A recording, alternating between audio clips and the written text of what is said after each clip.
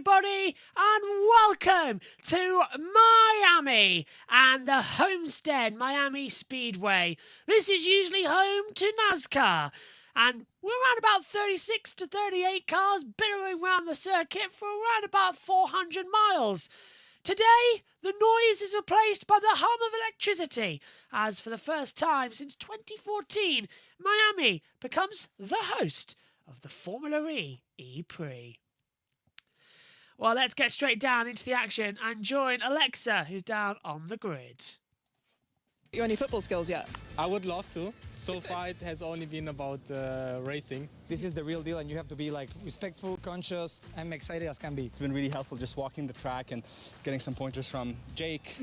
Yeah, the big day's tomorrow. I'm a little bit terrified, I can't lie.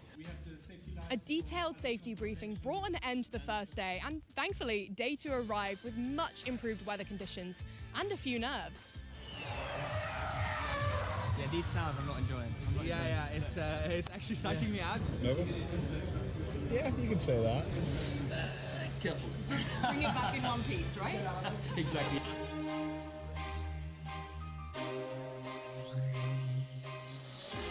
Always at the cutting edge of motorsport, Formula E welcomes you to the Miami International Autodrome for the Evo Sessions. All the talk is over. It's time to get in the car and face the challenge head on. Day number one for Brooklyn Beckham. I'm really impressed. His approach was flawless. Look at that smile on Mitch Evans' face, too. He's loving what he's seeing. Watching Tom Felton. Yes! Pascal Wehrlein enjoying what he's seeing. His charge. Sergio Aguero comes to the line. Good job, very good. Now we got hookah. Let's go! Wow! Oh, thank you guys. This was so much fun. Yes! Just as the sessions paused for a break, a special guest showed up to keep things interesting. The biggest YouTuber on the planet, none other than Mr. Beast.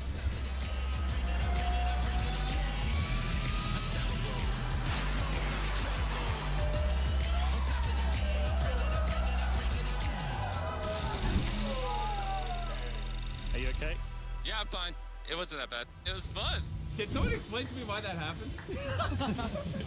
I was like, okay, we're just going straight. And now we're not. I'm spinning.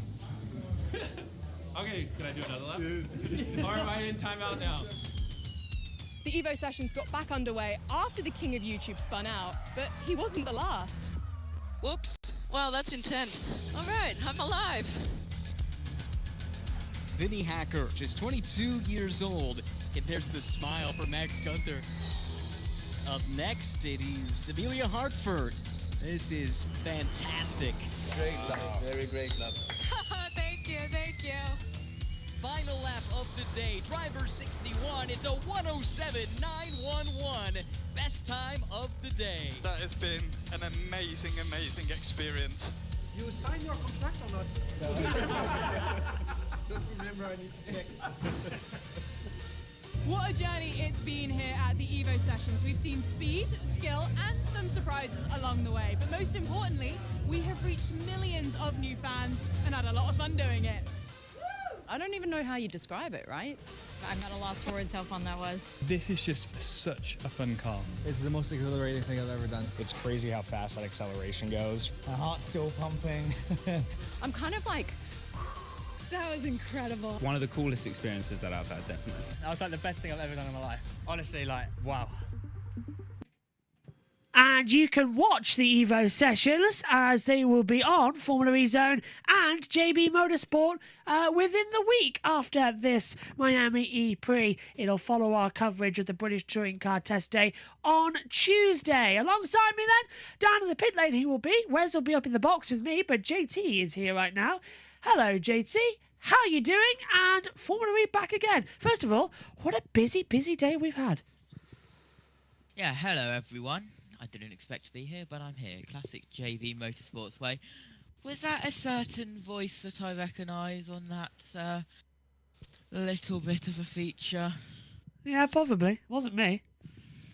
Was it he like sounded like possibly like very familiar to the IndyCar racing network, radio network. Yes, it was. Yes, you got it in one. Yeah. I wonder what he was been doing. But yeah, our friend and colleague are voicing that, which he's also going to do some separate little bits, but don't tell it we said that. We told you back at home. But we're getting ready then for the green light to go on very shortly as well. Let's head down to the pit lane and join Nikki. Here, have you picked out a little favourite? We all do our race predictions, which really don't mean anything. I'm rooting if you for were to Norman do a race. to take pole in qualifying. I'm here Yeah. with Team Nissan. I really want to see that win today. Yeah, you I've must heard support it's him the some work luck. that you did. That's why they're on pole today. So well done. Thank you. Yeah, off the record, you know. So if it goes well, it means you're their lucky mascot, and you're going to have to come to every other Formula E race. You know, you said it, not me, but I'll take a win when I can get one. Well, we would really like it if you could. So thank you so Thank much, you, Amelia. thank you. Hopefully this is just the start of your relationship with Yes. Formula E. Well, we are really just moments away from lights out. The grid here is absolutely buzzing. The atmosphere couldn't get much better. But join us in just a few moments' time to see who's going to be crowned the winner in Miami.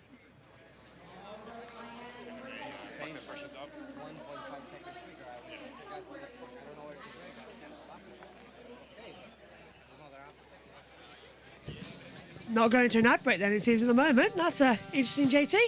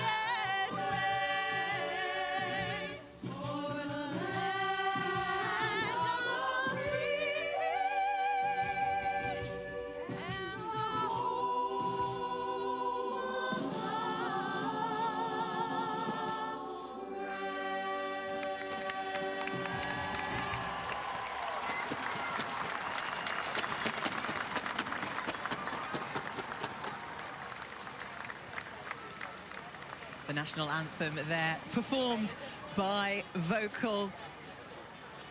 And a nice bit of fireworks there to celebrate the moment.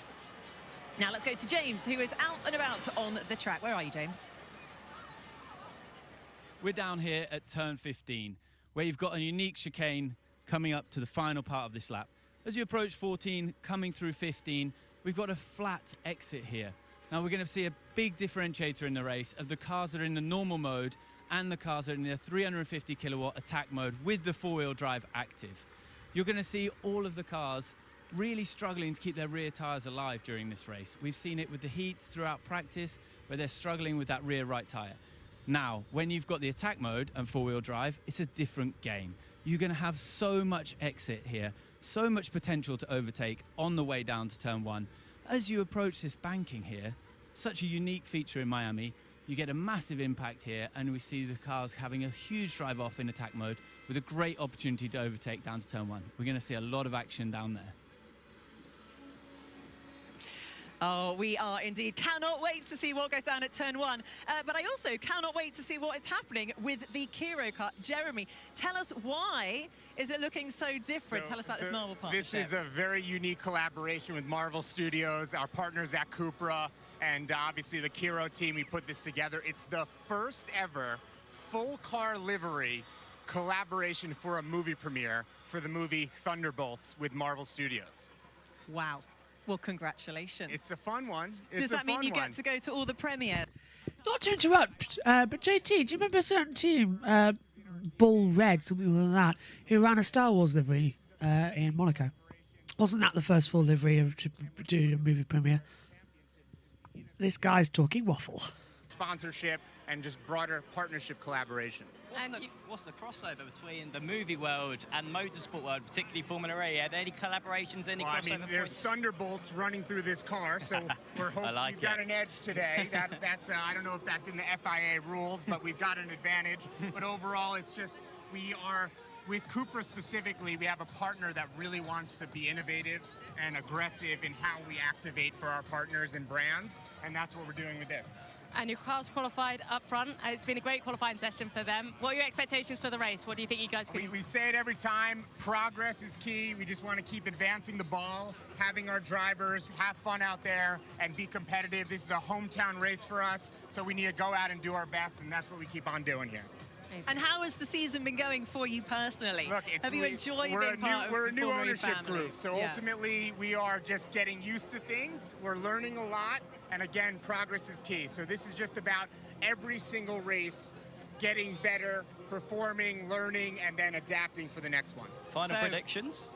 Final predictions for the race? Where do you think you're going to end up? Look, I think David's in a good spot on 8. It's an interesting race dynamic as I'm learning, strategy-wise. We're gonna see where it goes, but a top 10 finish for both of our guys would be awesome here. Well, Jeremy, thank you so much for joining us. Awesome to see this car, and we can't wait Check out the movie. To watch it do its thing. And there we are, the promo, Thunderbolts, live soon. Well, preparations are very much underway here in Miami. Thank you, guys.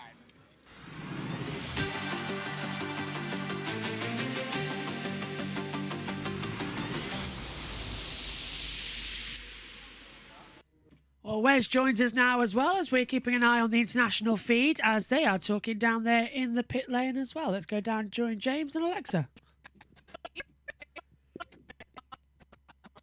Well, we were going to join James and Alexa, but unfortunately the audio is a bit dodgy there as well. So I'll say hello to Wes.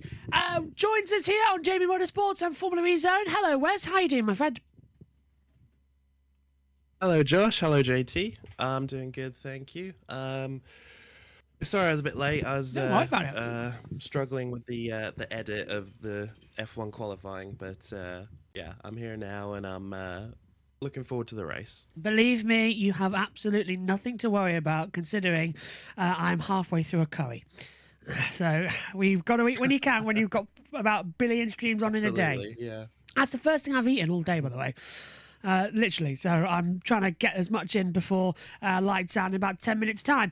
Okay, so we've got an interesting grid lining up here as well. We've got Norman Nato on pole with Jake Dennis starting alongside him after that great qualifying. What's your predictions coming into this one? It's I wish you hadn't asked me that. Sorry. I don't know. From what we've seen in practice and qualifying, it's going to be pretty unpredictable. I think Neto's got a pretty good chance of doing a lights to flag victory today, but yeah, it's very difficult to say. JT, fading you in quickly as well. Hello, we can do that now. What about you? What are you predicting for this one? I don't know. I was only for what is it? I was practice 1 because your commentary box in the house very nearly exploded. Yeah, that. Well, the house exploded, but yeah, the house did actually. The kitchen has actually burned itself, so yeah, that's great. Yeah, yeah. So nothing eventful happened here this weekend at all. Yeah, it's going to be a good one. Didn't think we'd have NATO on pole, but there we are. It's Formula E round Miami, which uses Bank and Oval, and I've got millions of voices, including a robotic voice counting me down every 30 seconds on how long till NASCAR is. Yay. Yeah, that'll do it for you. That'll certainly ruin it. A few more minutes to go until we pass over back to the team, as James is about to go off to the commentary box as well. So alongside it will be as well the very entertaining race strategy. Wes, will we actually see some decent overtaking here today, or is this just going to be another lackluster energy save race? I mean, it may be. There might be some energy saving. I know it's going to be very high energy, but I mean, with the width of the track being what it is, it's the widest track, it's the longest track. There's going to be something in the way of overtaking. I really, think we'll really be hope pleasantly so. surprised. Yeah, I think it's going to help with the with the attack mode and 4-wheel drive, isn't it? That's really going to give it its boost. So it's going to be fun. What did you think of the first 3 races, by the way? What? I'm sorry. What did you think of the first 3 races? Sorry, I'm gone out there. Yeah, I had to re-watch them for this race. I didn't realize how long the gap had been actually between the first 2. But yeah, I thought they were all fairly entertaining. I definitely didn't have Roland being, he wasn't on my bingo card as being as in such a commanding position in the championship as he is right now. But yeah, it's been pretty good. Okay, let's head back over to TNT. We're 9 minutes away from the green flag.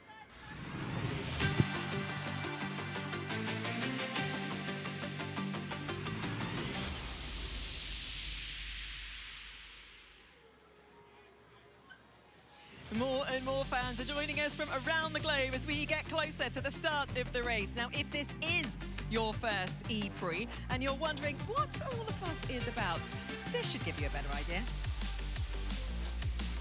Formula E is the world's first all-electric motorsport. From day one, it's been carbon net zero, bringing emission-free racing to iconic city streets around the globe. The championship has attracted the biggest manufacturers and the fastest drivers on the planet. In just 10 seasons, we've already had 9 different champions. So, how does it all work? Each race unfolds in a single day, with practice, qualifying and the race itself happening just a matter of hours apart. There is no shortage of excitement to keep you hooked. Now, it's time to race. Lights out and we're racing. The race distance is fixed by a set number of laps. The first driver to cross the finish line takes maximum points with a bonus point for the fastest lap. The race start is always epic. The fastest accelerating single-seater race cars on the planet hurtling into turn 1, drama guaranteed. Best bit for me, it has to be attack mode. Drivers activate attack mode by moving off the racing line and passing through the activation zone. This unlocks more grip and an extra 50 kilowatts of power. And after 16 wheel-to-wheel races, the driver with the most points will be crowned Formula E World Champion. Where are we doing it here? So, Jamie, we really are not long from lights out. What is going through your mind as a driver in these final few moments? This is where you've got to drown out the noise. You've been on a very busy, a very loud, a very exciting grid, so you've got to drown all of that out. Focus on that run to turn 1. What's unique about Formula E is they don't get a formation lap. They don't get the whole time to run round and feel like what, you know, the grip's like, what it's going to be like into turn 1 at the lap before. They go straight to their grid slot and away they go. So they've got to heighten those emotions, everything, and yeah, get going. It doesn't feel quite as hot as we were expecting. Also, I mean, it is still very Speak for hot. yourself. Yeah, Jamie's looking at me going, what? There's a bit of a wind. Will that affect the drivers at all? A breeze, well, generally wind affects race cars a lot more than you expect. It's probably the worst element for us as racing drivers. And also with any form of headwind, it will make that energy efficiency and the slipstream effect much greater. So it will be a factor. It's kind of blustery. It's not too bad. It's actually quite nice to cool us a little bit, but it will have an impact for sure. And I mean, obviously as well, the fact that this is such an energy-intense race, is it going to be hopefully a calm first half of the race and then a mad dash for the second half of the race? Let's see. I think there's going to be different strategies. We're going to see a few drivers push on a lot at the beginning, try and get their track position, hope for maybe some interruption later in the race, and there'll be others that take it easy initially and save it for the end. But there's a bit of unknowns with the tyres, with the heat, with obviously the energy efficiency. There's a lot of unknowns going into this race. So even in commentary, I think we're going to struggle to predict what's going to happen till the very, very last lap. Well, it was brilliant that we obviously had the Miami Evo sessions earlier in the month. But now it is time for racing to go live here in Miami, not far before lights go out. And we'll find out who can take the top spot of the podium. No fuel, just pure electric power. Contact there between them. 0 emissions, but 100% adrenaline. This is the future of racing. And the future is fast. Very frantic. This is Formula E. It's more contact. Street circuits, millimeters from the wall. One move could make or break your race. You need skill and nerves of steel. One mistake, game over. This is Formula E. High stakes, high drama. Racing isn't just about speed, it's about control. Energy management, split-second decisions, fearless overtakes. Every lap is a chess match. This is Formula E. This isn't just a race, it's a spectacle. Electric racing in the heart of the city. Welcome to the Miami E3. Takes the victory in spectacular style. It's the fifth. All set to go then for the Miami EPrix. Revs are up and we're ready for a start. Welcome for the second time to this great city. We raced here in season number 1 and now we're all set to do it again. Here's a look at where we're racing. The Homestead Miami Speedway. This is home to NASCAR. A lot of fast flowing petrol beer guzzling racers. Now we turn electric. How will the fans in attendance here reception be? Let's take a look then. Up in the commentary box, I'm Josh Birch. Joining me is Wes Mainsbridge and JT is down in the pit lane as we take a look at the circuit, where it's an interesting infield section around the oval. A total of 3.551 kilometres as well. 15 turns in total and a tap mode exit turn 4. What are you going to be noticing coming into the race today?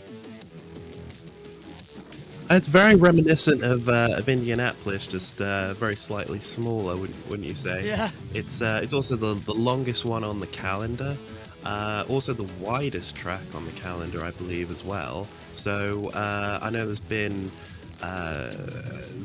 not been a lot of optimism as far as the kind of race we're going to have today, but I'm quietly confident. I think a few of those factors, like the track width especially, could really play into the hands of some interesting racing. And we'll go through the grid as well to look how it is through. It's still surprising that Nico Muller's going to be in this one, despite what he had earlier on in the race. Max Gunter has a penalty. He starts on the back of the grid. Jake Hughes starts 21st. Zane Maloney's in 20th and Sam Bird in 19th. Disappointing day for both McLarens. That's Nico Muller starting 18th alongside Jean-Eric Verne in P17. 16th on the grid, that goes to Oliver Rowland with Dan Ticktum in 15th. But Rowland, our current championship leader, that far back, just watch what he can do. And then it's Evans and Cassidy on a row 7 of the grid. And followed by Buemi alongside Taylor Barnard, 12th and 11th. Top 10, Mortara alongside Verline as we run up towards turn 1. Mortara, and then we get alongside with Verline. 8th for David Beckman, Lucas deGrassi in 7th, highest for Lola so far this year. They're doing really well.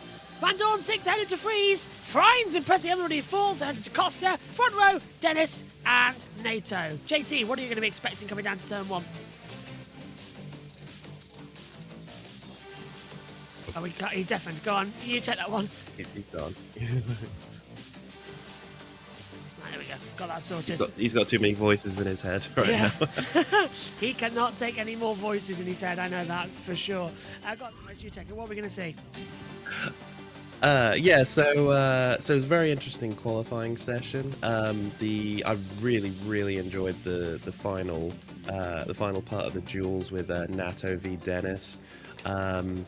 Pretty close. I don't think it got more than about 1/10 of a second for the majority of it, with and then Nato just cruising really at the end of it and just taking a very well-deserved pole position.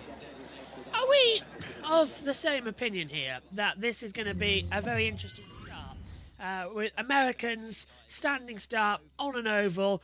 Not something they're very much used to seeing, but they know Formula 1, they should know Formula E. But this is an oval, it's weird. It is. It's not common, is it? But I think Americans have a fairly high opinion of standing starts.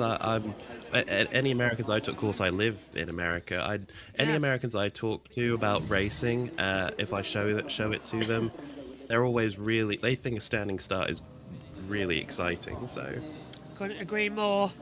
As they get ready, JT, quick thoughts. What are you expecting down to turn 1 as they line up on the grid? Well, banked start, That's going to be very interesting indeed. What could go wrong here? Formula E at Miami, a speedway, an oval? We never thought we would say that, but here it is. 2 months have gone by. It's time to restart racing here in Homestead, Miami. 4, 5, pause. And put your foot down. We're racing in Miami. And it's a good start from Nato. He'll come up to defend against Dennis. Is DaCosta going to sneak his way through? He stays into 3rd position. It's status quo. Degrassi touching the side there with David Beckman as they come into the infield section for the first time. Everyone through cleanly. And a little bit of bumping and balling. The camera was a little bit slow there to pick up who needs to be where. And it already looks like Wes, half the field's been separated. But Nato leads. And now Dennis got passed by DaCosta around the outside. And already it begins of energy saving. Yeah, fabulous start from Norman Nato there. He stayed calm when he was under pressure from Dennis. And now DaCosta's taking advantage of that. He's up into P2. Reminds me a lot of Indianapolis already, this way the circuit's laid out and the wide open spaces and the flat infield section. Camera glitching a little bit. Nato leads. DaCosta, Dennis, DeFries, Frines in there too. And they're already side by side as Frines looks up the inside. DeFries gets blocked. He's having to defend. Dennis has dropped down to 5th place already. Don't get too concerned about this. This is just energy saving until we get to the go point in this race. To give you further information about that as we go 3 wide into the chicane. That's not going to work out. But when we have to lift off, great job. Let's stay aggressive and go with the cars at the front. Radio messages coming through. Don't say who that's from. But we've got 26 laps as the race distance. As here comes DeFries. He's going on the inside of DaCosta already. And DeFries is going to take the lead of the race here. He's going to go right round the outside of Norman Nato. Lap 1 belongs to Nick DeFries, who's made a storming start. But of course, it's all going to be energy efficient. It's happening again. Well, that's an interesting DaCosta's coming up the inside now of Nato there. DaCosta up to 2nd. Oh, Nato's going to get forced out wide, and through he goes. Well, Wes, this is just getting a bit ridiculous, isn't it? We're already 2 laps in. We haven't had racing in 2 months, and it's lift and coast party. yeah, my optimism is in tatters now. Yeah. 38.5 kilowatts of power is only available during this race. 38. They're stupid. Just increase it. It could be better. Oh, is that Frines going up? No, Buemi, I think, isn't it? Going up the outside there. Yeah, and one more with Dennis. No, you're right first time. It's Frines ahead, battling with... well, that's Dennis, that's Nato, and then Buemi's back with Beckman and Degrassi further back in the field. So already this race is getting chaotic to focus on. DeFries is the leader, DaCosta second, and Nato is jumping around the timing screen like absolute craziness. Well, this is going to be this type of race, I'm afraid, ladies and gentlemen. Boys and girls, who's watching along as they come through the chicane once more at turn 10 and 11. Hoist it back up, and on we go once more. And yeah, it's a bizarre race. Formula E in an oval, it sounds good on paper, but already we're lacking it. Either increase the energy or get the fast charge recharge here, because this is ridiculous already. We're 2 laps in and they're playing lift and coast. Yeah, it's tough to know what they could have done. I suppose they could have allowed maybe a one-off boost in power just for this event, but it's hard to know what to say, really. Maloney in 18th position ahead of Muller as they come out of it. There we get, well, we know who's leading. We don't need these live graphics coming up. Thank you. They're still putting it up. Okay, so DeFries, DaCosta, Frines, Nato. You can't even read them. No one's taking attack mode just yet. If you want to do testing of these graphics, Formula E, do them when, you've got footage, not live. There's Barnard and Roland further back. Verline's looking to the inside line as well. Further back on Mortar, and he's made the move on the outside. Coming under pressure. Now he's got the inside line of Beckman. So Verline's having to defend everything. Laps led this season then. Roland's only led 59. Verline 17, DaCosta 14, up to 12, Barnard on 8. And we're riding with our race leader DeFries, who's led the opening 3 laps so far. And I think it's okay, Wes. It's a good start. They haven't crashed into each other, but immediately off the line, they were lifting and coasting through 1. Half the field didn't even attempt to take the start. Full efficiency. Yeah, let's focus on full efficiency, for God's sake. Yeah, that's what you were saying, isn't it? It's unbelievable. I really didn't think it was going to be this early. they were going to have to start doing that. It's a shame. It has to be said. Chalk dust gets kicked up, JT. As a fan of racing here at Miami, as I know you are, this is a bit ridiculous, isn't it? What are you taking of it? The only time where racing up against a wall on the infield of a speedway is actually going to happen, and I saw the camera looking from oval turn 1 down as Roland goes a little bit wide into the road course turn 1. Let's hear from him. And yeah, the lights on the oval gantry looks so cursed. Why couldn't we just have like a rolling start and make it even crazier? It would have probably given a little bit of an interesting run around, to be fair, as I'm just getting JT's camera operational. Now that I can get that sorted, hopefully.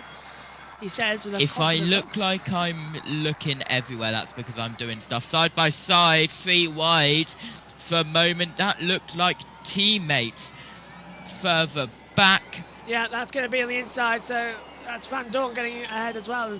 JT and Wes, it's just going crazy as we've now got JT up in the booth. Hello. Hello. Well, I don't know whether to laugh or cry, to be fair. Now I'm on board with DaCosta, and he's just not overtaking. He's visibly lifting off through the braking zone. This is ridiculous. Go flat out. Do racing. Oh, yeah, I think he wants to stay in the slipstream, so to make it more efficient, I think. I'm utterly thinking what? Nature's going to go on. Look how bad the lights look on the gantry. Yeah, it's like it's sticking through. And that is DaCosta braking to let Nato through. And then Nato immediately just lifting and coasting. Dennis doing the same from 6th place. He's not bothered about losing positions. He's not bothered about where he started from. Let's hear from him. Based on the last lap stuff in particular, it's a very similar deployment. So they're similar in deployment, which is okay. It's not fantastic, but it's decent enough as that B's back again, the same B. It's now underneath the commentary desk for the first time today, so I've had to stand back a little bit. Now it's coming towards me, so I apologise if I'm not looking at the monitor, JT. But yeah, there we go. It's got buzzed off now. This is ludicrous, absolutely ludicrous race. Look, finally, a move on the inside line. Yeah. And that is going to be... We actually got some defending Bird this and time Roland as well. Well, this might be Bird's time to go, but it does look like a bit like Indianapolis, doesn't it, on Formula One's race day? It looks quite cool. Nick De Vries is leading. Yes, he is. Nick De Vries is leading. Radio. Much better. So that's Buemi's engineer saying that he's under concern. Sorry, I couldn't get to the remote control because this B is now looking for the first time ferocious. The continuing tales of JB and the B. Yeah. Right. More interesting than the race. It is more interesting. We haven't lost much. As there we go, 2 teammates flying to Buemi, as JT was mentioning earlier on, side by side. Water bottle! There's a water bottle that's been thrown onto the circuit!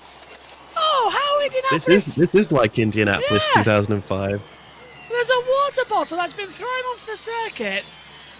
Don't anger NASCAR fans, that's all I'm saying. Don't anger them. Well,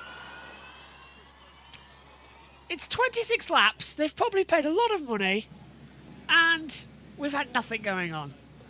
This is, I think, one of the biggest embarrassments I've ever seen in Formula E. This isn't even the pack racing, where it's very exciting because there's lots going on. This is just... That curve's making an interesting noise, sounding like the bee that's next to me.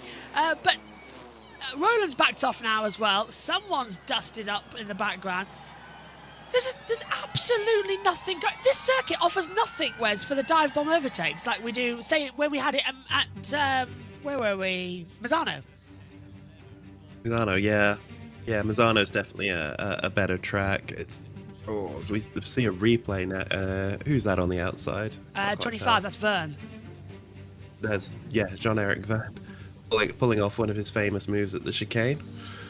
But yeah, it's such a shame. I had such positivity about this track, and it's letting me down badly. 21 laps to go. Is that it? Now 20. Thank you. Merciful lords of the racing gods. Energy reveal. What's this going to be? Yeah. Oh, right. They're making a big deal of it. some. So we're 7 laps in, and they've taken up 21 to 22% of energy already. This is why they're having to save. They're not going to make it to the end. The thing is, the FIA know this. If this is the peak of energy, just give them more. Roland do. Yeah, that's So we have higher target than Bird, who is P14. And this is another great spot here. The Hankook tyres also, as we found out in Sao Paulo, don't like water, and as we found out in Mexico, don't like heat. So the virtual engineers also, you've got to manage your tyre temperatures. You can't let them get too hot. So basically, we're managing tyres that don't work in the rain and don't work when they're too hot, and then we're managing the batteries because the FIA don't give us enough energy to actually do the whole distance. What are we doing here? I'm losing my mind in this commentary box right now.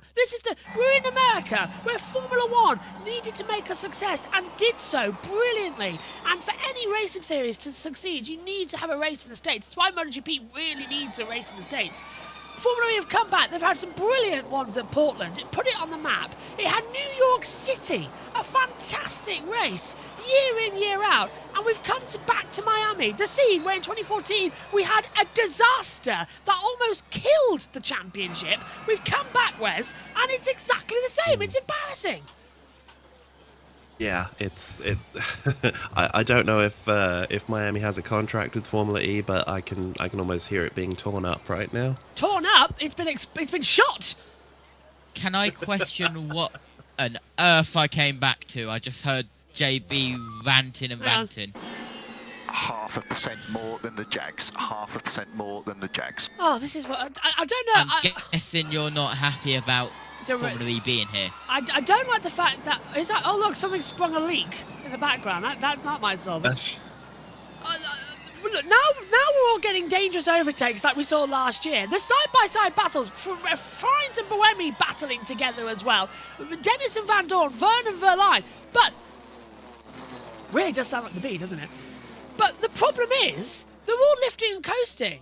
They're not getting overtakes. Infield circuits don't work in American circuits. I've yet to find one that does.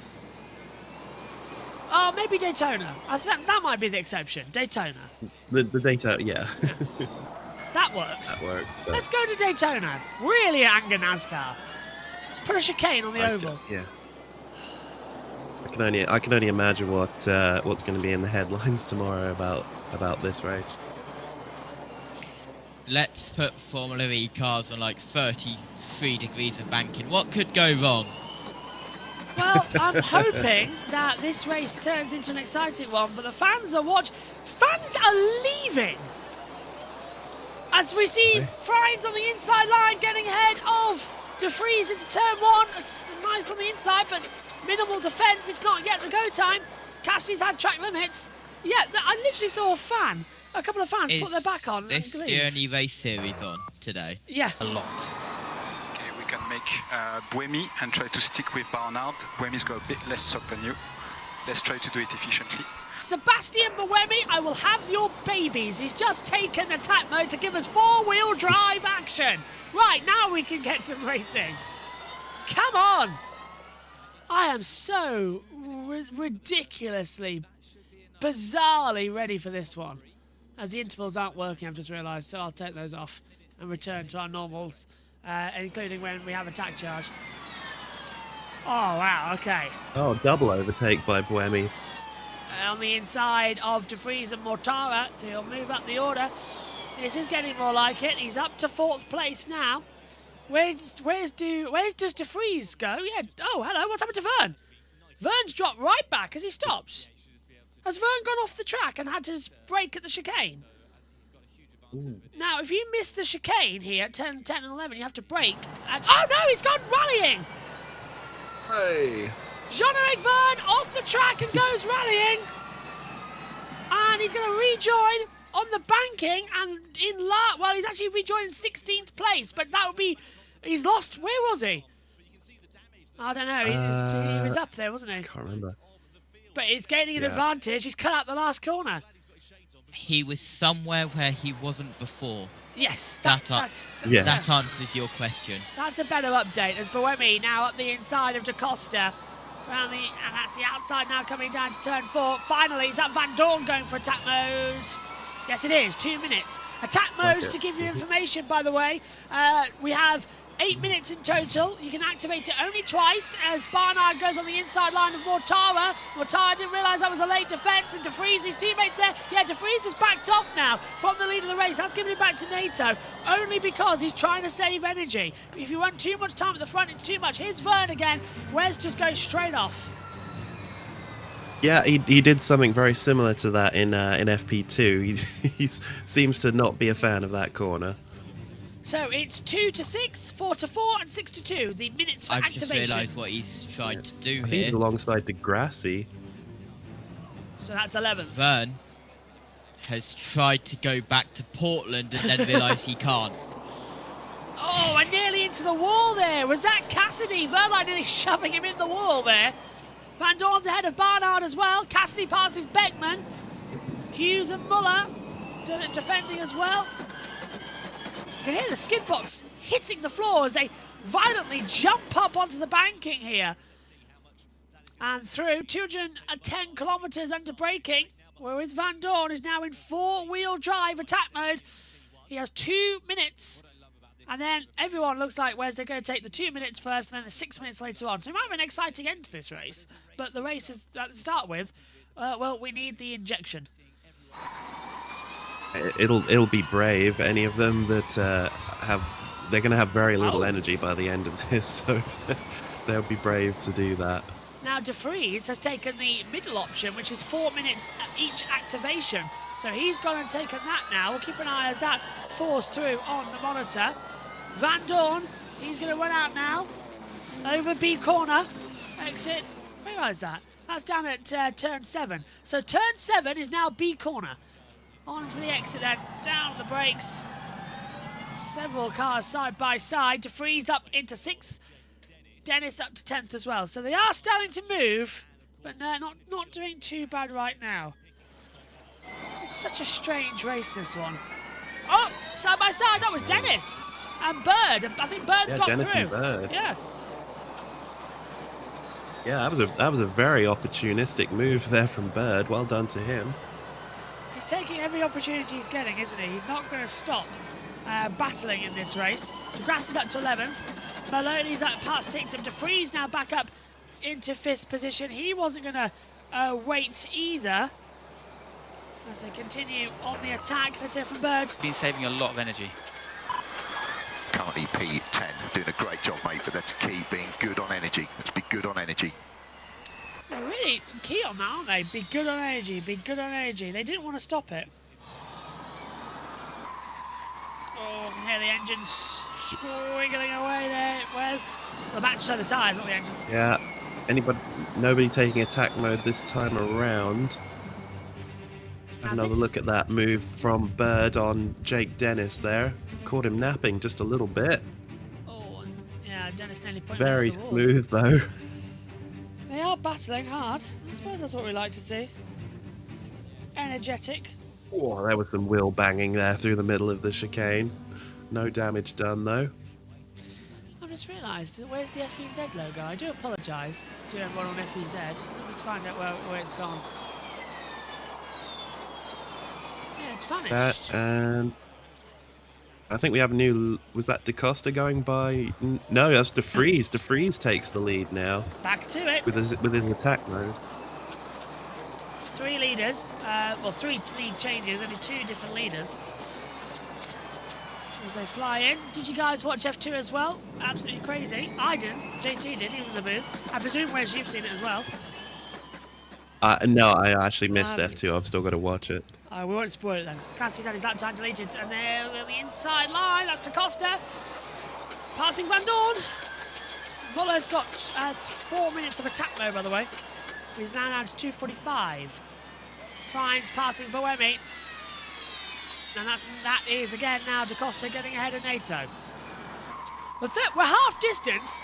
We're at 55 and 58% of energy. So it's time to use some attack mode. but it's nowhere near the go point. This is not racing. This is an economy drive. EPrix stands for Economy Prix. Come on. This is daft. Oh, and that was again the Penske of Vern, and he did touch the back of Dennis, as you well pointed out. He touched his Muller actually. Yeah. He tags the rear. It was Muller. Yeah, Muller's already been in the wars at that chicane this weekend. Big rebuild. And a lengthy red flag as well. That came out of it. Oh, 3 wide into the chicane! Hello, that was Van Dorn. Diving through. Had a bird at Boemi. It's another place gained for Sam Bird. I think Muller's passed Boemi. Yeah, he has. Muller's up to 8th. Boemi's down to 9th now as well. Come on. 4 minutes for Beckman. 2 minutes for Muller. And Evans is in his last minute of attack mode now. Over the line. Dennis with the fastest lap, looking to the inside. I don't believe what I'm hearing from the crowd there, that they're going, oh, well done, like they're at a tennis match. I don't believe that. That's fake added in. I know the American fans. They will be thinking, what the hell's going on here? As into the pit lane and in trouble is David Beckman. Oh, that's a shame. He just got Which attacked. tire? I think right tire, I'm not sure. Right tyre I think puncture. suspension damage, man. Oh, Beckman's got damage as De Vries has taken. That's De Vries lead. No, Da Costa now leads. He's gone through on the inside. He's done the switch around. No, now it's back to being De Vries, but Da Costa wants it. He thinks it's a go corner through 7, a beat corner. 2 different angles there as they go side by side down the straight, and that is literally a big lift from De Vries. And that I heard an oh my god from the Americans. It's not that exciting, but it's going to be Nico Muller, a man who smashed up his car in practice 2, is now taking the lead of the race. So for a second there, that looked like the beginning of a rolling start. 2 by 2. So I'm hearing the Americans in the background going, "Oh my god, oh my god!" That's got to be fake. I don't know. I guess so at home. Oh my god. Yeah, I do not believe that is really what they are saying, and you can probably hear it if you listen back to our commentary as well. That can't be real. Formula E must be piping something in here. Yeah, beer probably. I hope you can tell who's up in the commentary box and who's not. Over the line we go. 12 laps remaining. Lap 15 of 26. Now we're getting a little bit of a race as the energy is a little bit more easier to use now. 2 minutes. It's a further 4 for Verline, 4 for Degrassi, 4 for Hughes. Beckman's running out because he's in the pit lane anyway. Gunther's only got 30 seconds left, the same as Jean-Eric Verne. Now taking attack mode. Did he get that from Robin Frines? Did he get it? Yes, he did. He's only taken 2 minutes of attack mode. Da Costa goes around the outside of Muller, who backs out of it. So Da Costa takes the lead, and here we go again, just like in Portland. The peloton race is back, everybody, in Gen 3 Evo. Yeah, I like that. A place of randomness, as it feels as fake as adding in praise at the European Song Contest. This is going to end in an accident. At this type of circuit where it's high speed, this is going to end up in a big accident. Through the chicane. Yeah, it could well do. They're getting incredibly close. I'm surprised there hasn't been more contact, in fact. We didn't quite see what happened to Beckman. Oh! That's Degrassi. Now side by side with Bird. That was Frines and Evans having to back out of it. Hughes passing Van Dorn. Yes, we didn't see, did we?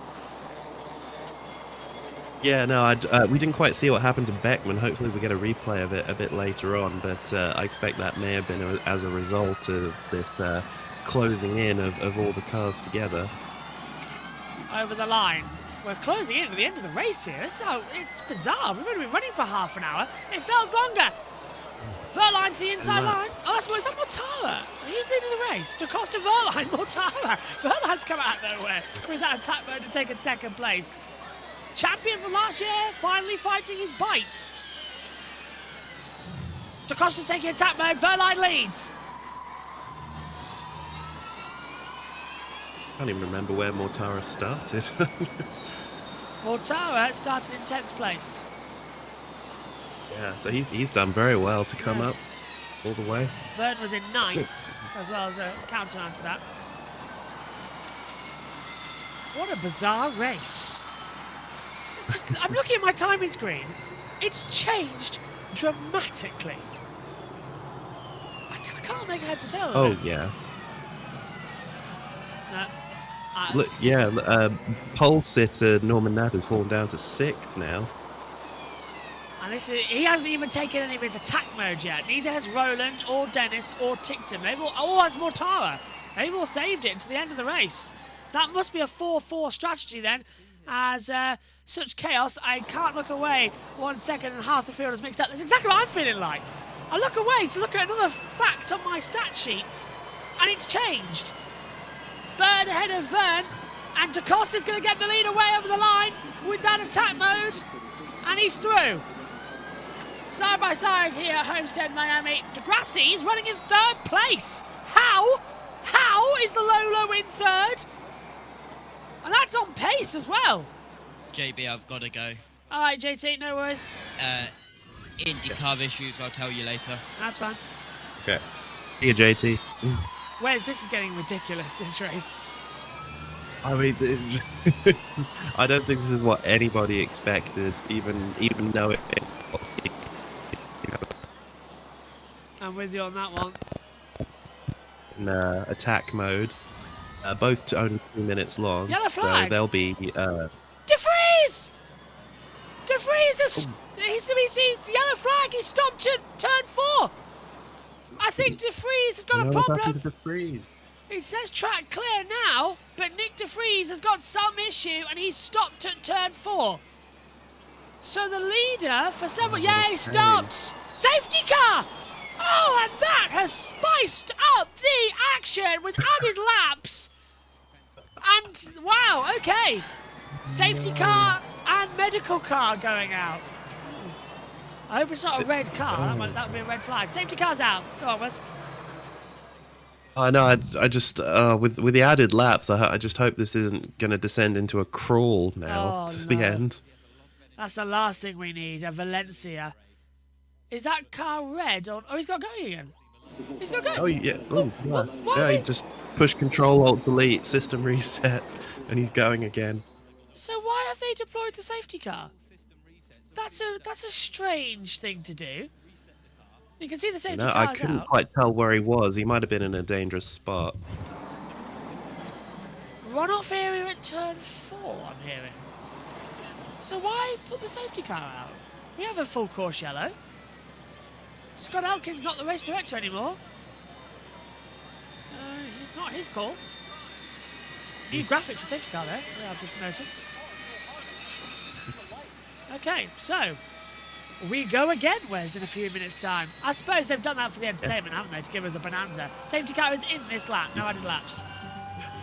I mean, it's not like the field wasn't already closed up. So I'm not quite sure. Oh. Yeah, he wasn't as far off the track, DeFries, as I thought. So they probably just judged it to be in a dangerous position. With no runoffs, they probably thought they'd have to bring out a tractor to get him behind the barrier. That's why the safety car's come out. Yeah. Now, seeing that now, I understand Race Control's point of view. It's coming in, so it's not going to last long. And we will head back to green flag, the Porsche electric safety car. Call made too fast, says Place of Randomness, yeah. Well, we are in America, they throw cautions for wind. True. It's a bit of a shame for Cassidy and Dennis, and as one other person as well, who were on attack modes. They've rather wasted them somewhat. Right, so the wind is picking up. It was at 2 kilometers now. It's at 3. It keeps changing between it, so the wind is quite strong. DeFries is not going to be able to pick up the exit here, so he's not going to be able to take the restart on the lead lap, which is a bit of a shame. So it'll be lap 19, and it'll be up 26. Did he fall a lap down, DeFries? I didn't think he did. No, he won't be able to rejoin, though, at the back of the field. Oh, he hasn't caught up. Oh, I Yeah, see. yeah. Yeah, okay. We're racing again here after a lap behind the safety car. Lap 19 and 26. DaCosta leads from Verline to Grassi. Frines and Mortara. Several drivers still yet to take their first attack mode. Hard there in turn 1. Okay, full focus on restart. And hold position. Oh, well, there we have it. Hold position between DaCosta and Verline. That was unfortunately predictable, and Degrassi battling with Frein still behind. And, well, it'll be attack mode now to see who's going to take it on this lap. They all need to do it, and no one's going through. Beckman's back in the race, and he's about 15% up on everybody else, so he might be the only one making it to the end. He comes through and just keeps... They all crawl and won't be able to finish, but he comes through and gets 5 laps back at full speed. Stranger things have happened. Oh, and I think Degrassi's got nose damage. Something was done. Let's hear from DaCosta. Surely he's going to start to kick up here. So we're well past the node, so let's focus on good laps. Yeah, the engine here says it as well. Ouch, yeah. Never good when you get told to hold station. Degrassi's past Mortar. Freins has moved up into 3rd place as well. Van Dorn taken 6 minutes of attack mode, so he's going to be there to the end of the race. So watch out for Stoffel Van Dorn making moves in the Maserati. Yep, and to be honest, I think Verline, from what I saw, was about 4% down on DaCosta, so he needs to really start saving in order to make it to the end.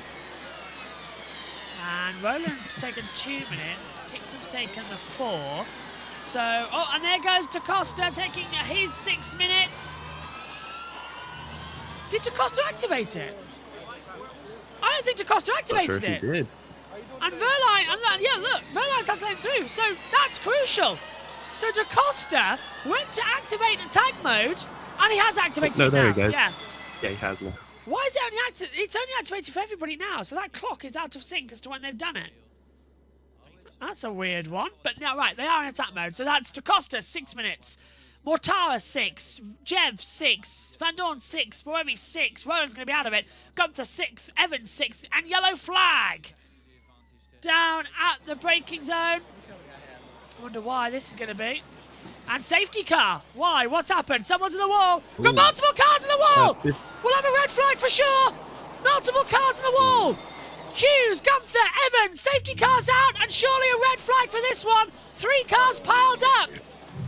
Well, it was always going to happen in the chicane, and that is going to be big one. Hughes, Gunther, Evans out of the race immediately. Safety car out, but we're going to have to go red flag. Yeah, we're going to have to. The track's blocked. It looks like someone's just kind of lost it at the chicane, probably Hughes, and then the other 2 have just had nowhere to go. Oh, wow. And just piled into the back. A 2-lap restart? Yes, please. That'll be fun. Yeah, you're not going to be able to get through them, I'm afraid. The way that it is here at the circuit, you're just stuck behind each other. Well, Formula E has returned to Miami, not with a bang, but with a whimper. Red flag, and the race is stopped. So we will go through the procedure. Go on, let's take a look through it. Where's what happened?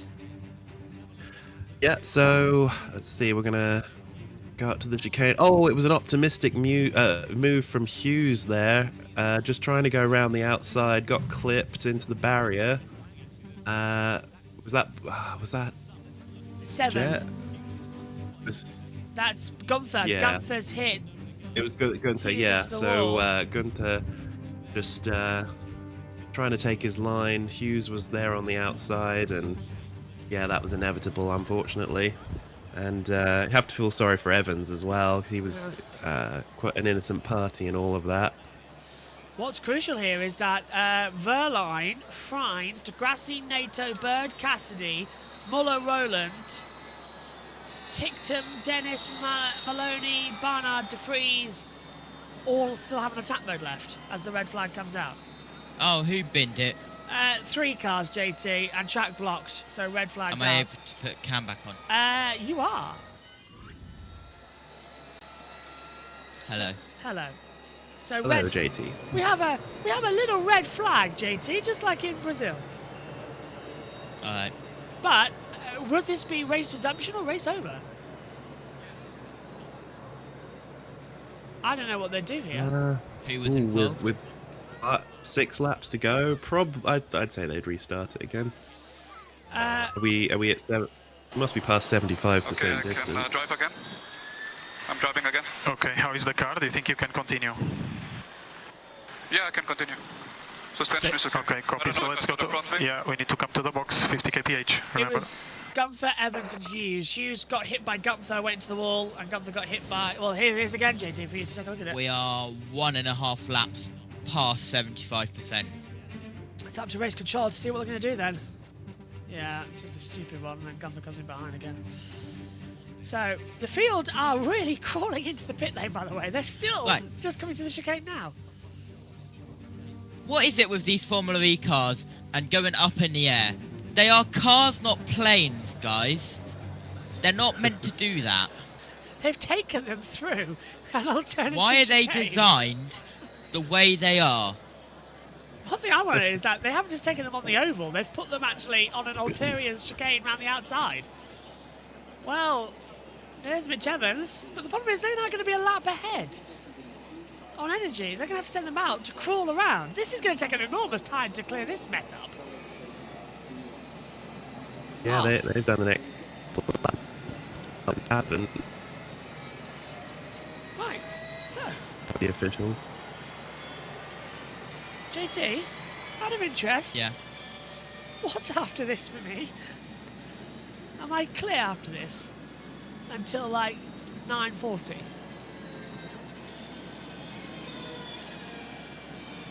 Yeah, you're clear until 10. That's good. Damage on the car? Do you know what damage there is on the car? Probably front wing. Okay, the suspension. Don't know, but still attention on. I think suspension's fine.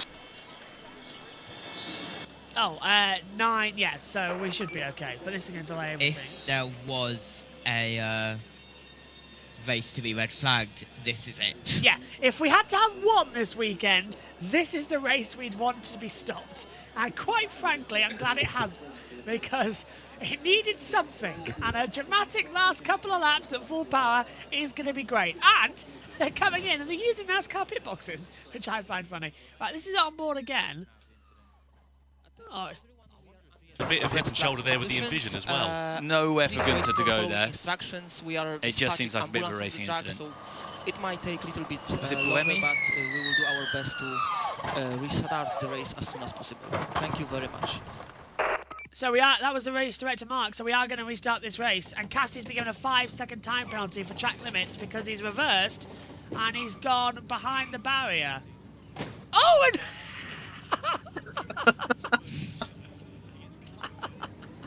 Mirrors, check your mirrors. Gunther reverses into Evans. That's quite funny. Right, red flag's out. Let's hand it down. Yeah? Best I better do this. That was such a comical noise as well when he backed in. Right. There you go. There you go, red flag's out. In doing so, let's head downstairs to the world feed whilst this race is technically suspended under the time being. For Da Costa for the victory.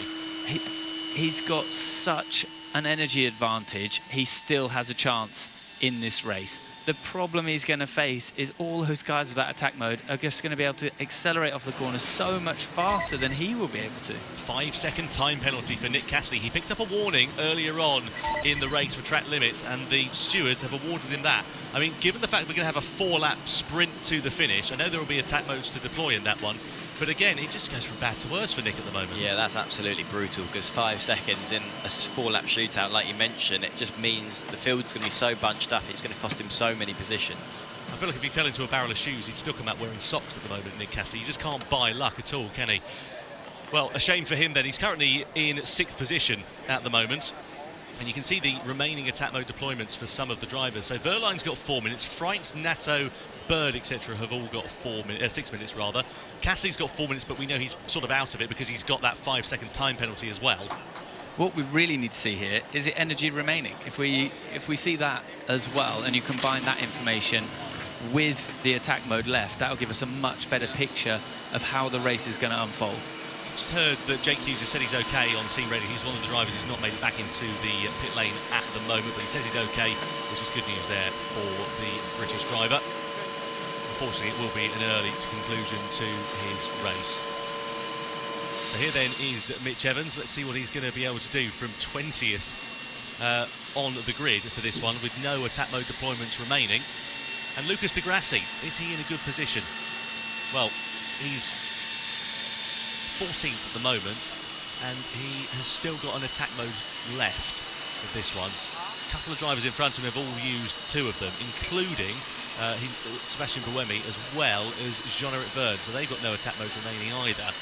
Here we go, we've got the percentages now. So the people that are looking strong, Da Costa, Bird, Roland, all with 29%. I think they're the ones that are going to end up at the front here. Still a huge chance for Norman Nato as well. He doesn't seem to be that far off. But Nato and Bird, with 6 minutes of attack mode left, could quite easily win this race. So we're just looking at the starting order, which is coming up on our timing screen after the red flag. So this is counted back a little bit. So what will happen here is we'll have the 2 Tag Heuer Porsches on the front row of the grid. Then it'll be Edo Mortara in 3rd place, Robin Freitz in 4th, Lucas Di Grassi will line up P5. So he's really benefited from that because he's 14th according to our timing screen coming into this one. So nice job there for him. Norman Nato in 6th position, ahead of Sam Bird, Nick Cassidy, John O'Byrne and Nico Muller. That'll be complete your top 10 as it stands for now. Oh, goodness me, this is going to be a frantic conclusion to this race. It essentially means that some drivers are going to be really up against it. I mean, if you're 4th down to 7th, you've got to go for that attack, especially those who've got 6 minutes remaining, James, because, I mean, 4 laps, it's going to be touch and go. Now, you could have laps added on. So laps behind the safety car you could have added on. But this was a red flag. So I think that is going to be an almost flat-out sprint to the finish. So those with the attack mode will have a huge advantage. And I definitely think that Sam Bird could be in a very strong position here. Yeah, let's see what Sam Bird can do then from 7th position on the grid. Nick Cassidy will line up directly behind him. You can see the timing tower now reflecting the order in which the cars will line up. So if Gunter and Evans are able to get back into this race, and there's nothing to say that they can't in the regulations, despite the fact they've not got these attack modes remaining and 6 other cars in front of them have, they could still try and pick up some points. You never know what might happen in front of it. Formula E is nothing if not unpredictable. Confirmation that all the drivers are okay following that incident as well. Jake Hughes now retired, and he'll be back in the pit lane and debriefing what has been a challenging weekend, I think it's fair to say, for the Briton. Didn't particularly do anything in terms of qualifying, and unfortunately in the race he's in some strife as well. So we've got to pick this all apart. Let's go down to Alexa, who's catching up with team principal for Jaguar TCS Racing, Nick Cassidy. Mitch Evans we saw involved in that incident. He's going to be down at the back of the grid. Nick Cassidy up into 8th place with 1 attack mode remaining. Thank you, Tom. Yeah, I'm joined by James now. And James, what can you do from here with Mitch's car? What was the extent of the damage and what's the game plan? Yeah, so damage just looks like front wing, but unfortunately that really hurt us because Mitch had his 6-minute attack mode. That was our moment to kind of make progress. So yeah, unfortunately the contact with the cars in front was just a case of wrong place, wrong time. So that's sometimes how it rolls with these Peloton style races. You know, it's very frustrating. You've done all the work and you're teeing yourself up for that last phase of the race. But yeah, so we'll try and recover. Some people will probably get penalties now because they won't take their full 6 minutes of attack mode most likely. So I imagine some cars will will cycle back down the order when they take their penalties. And an unfortunate 5-second penalty for Nick Cassidy as well. What can you tell us about that and how can you negate the impact of it? Yeah, honestly, we need to look at it because Nick's trying to stay on the track limits and he had his warnings. We were communicating with him and he was trying to do that. So for some reason, we need to understand where the stewards believe he's going wrong. But as far as he was concerned, he thought he was in the limits. So we need to take that away and understand it. Still, like I said, some cars around us have 6 minutes of attack. He has 4, so it might neutralise itself out with the penalty in those around us taking, but probably doesn't allow us to move forward too much, which is again frustrating. But we will take it away and hopefully get some points here at the end. But it's going to be a crazy last few laps. Okay, James, we'll let you get back to it. Yeah, cheers, James. Cheers to Alexa. We've just been doing some mental arithmetic in the commentary box. Not my strong point, I'd like to add. But the general consensus is those who've got 6 minutes of attack mode, they've got to do that straight away. And given that this is going to be a flat-out sprint to the finish, there's a good probability that we could see some drivers having to slow purposely at the end of the race in order to fulfill that attack mode deployment. So inside the sporting regulations of the championship, you must use all of your attack mode allotment. Now, we see that some of these guys used the 2 minutes earlier and they've got 6 minutes left. We were saying that Antonio Felix da Costa was compromised because he didn't get to use it.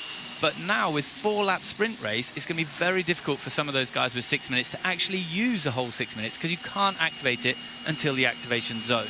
And then you'll have 3.5 laps to burn it all. It's going to be very tight for them to use it, and it's going to create a very exciting race for us in these final 4 laps. Well, I said at the start of the race, we're time for magic in Miami. It's time for mayhem in Miami, given what the last 4 laps of this race are going to look like. One big advantage here for Lucas Di Grassi is if it is flat out, he has a great opportunity to score a lot of points for Lola Yamaha Apt, which they desperately need and they deserve from their performance so far this weekend. So inside the Envision garage of Sylvain Filippi there, the team principal at the moment, and a serene amount of quietness falls on the Miami Homestead Speedway as we wait for the restart to get underway. And a lot of pressure on the shoulders of these drivers with a very fast start to this one. So what will happen is the drivers will go out onto the track once the race restart time is initiated. Then we will have them all lining up on the grid. We'll get 5 lights to come on, and then we'll get the race back underway proper. And as we know, a lot of drivers still with attack mode. TNT Sport. That caught me out. Didn't expect that. Don't worry, we have backups. And by backups, we've got the world feed. This race. Well, Tommaso Volpe, we saw the frustration on his face, and no surprise there at all, given the position that his cars are in at the moment. I wonder if the frustration on his face was because he had worked out that it was going to be very challenging for them to spend the 6 minutes. And those guys that have got 2 activations left, you can forget using 2 because you're never going to use 8 minutes in 4 laps. It doesn't take 8 minutes to do 4 laps. So, yeah, there's definitely going to be some interesting strategies once this race resumes. Certainly will be. There is Fred Bertrand. Disappointment for Nick de Vries following that early conclusion to the race. Where is he going to be lining up on the grid? 18th position for Nick de Vries. Can't remember if he's got an attack mode deployment remaining. Hopefully we'll get the graphic come up on screen in a few moments, and we'll just confirm who's got what. There we go, right on cue. So we can see that de Vries has got an attack mode, but Barnard, Maloney, Dennis, Tictum have all got one remaining as well. So De Vries only has 4 minutes because he used 4 minutes earlier, so he should be okay. It's the guys with 6 minutes, all with 2 activations. They're going to really struggle to finish. Well, I apologise for the world feed being going crazy. Again, can't remember off the top of my head if it's 4 minutes or 6 minutes at the moment. Because additional info, you have around 2.65 kilowatt hours in your push lap, just from quali on 300. But we also need to keep an eye on the rolling average, okay? You need to be clever in the way where you can lift if possible. 2 cars with the 1 lap down. So the problem for Dennis is to finish that fourth as well is that his issue is he cycled back. In a minute. Yeah, so Marek Aniszewski there just giving an update to the teams about the restart time. So the rolling average that they mentioned, just to elaborate a little bit on that, you are limited on the amount of energy you can use on a rolling average over a 4-lap period. This is so that you can't go flat out the entire race and save the energy and do flat out laps. Anyway, it's not the fastest way to complete a race. But we are going to see some strategies of guys not being able to maximize the energy that they have left, I think, at the moment, to get to the finish. So it's going to be a very, very high-pace race. There we go.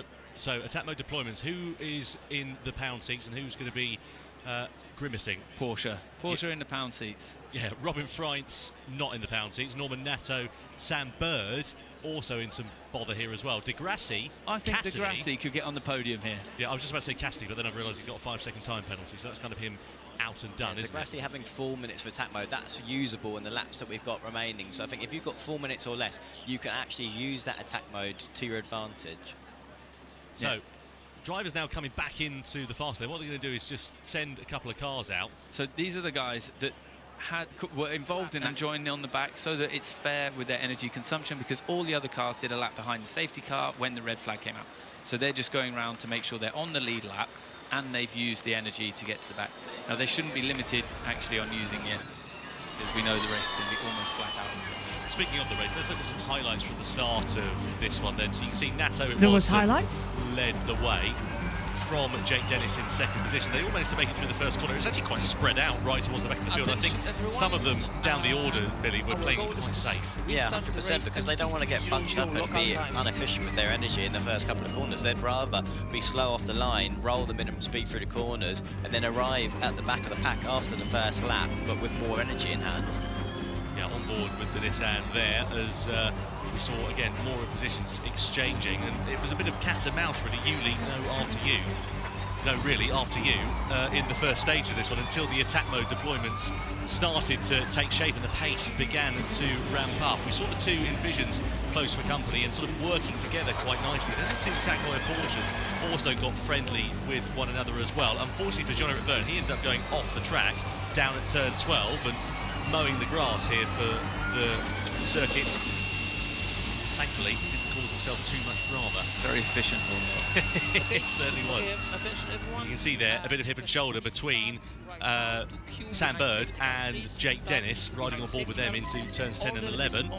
Yeah, slight contact there. It's been the real pinch point, hasn't it, around the circuit, 10 and 11. That's where, obviously, we've had the incident which has caused the red flag, but we've had a few moments running side by side. Jean-Eric Vergne, again, having a bit of a moment and then making contact with Nico Müller. So confirmation the race will restart at 3 p.m. local time. That's in about 4 minutes or so's time. This is the incident which brought out the red flag then. So Jake Hughes, contact with Max Günther. Into the wall goes Hughes, into the back of Hughes goes Günther, and then Mitch Evans also clattering into the back of the DS Penske. Not a happy ending to Jake Hughes' race, and we will see Günther and Evans at the end of this one. They stand to profit, actually, quite well, I think, even though they've not got the attack mode deployments remaining. Look at the other drivers who do have attack mode deployments remaining in this one.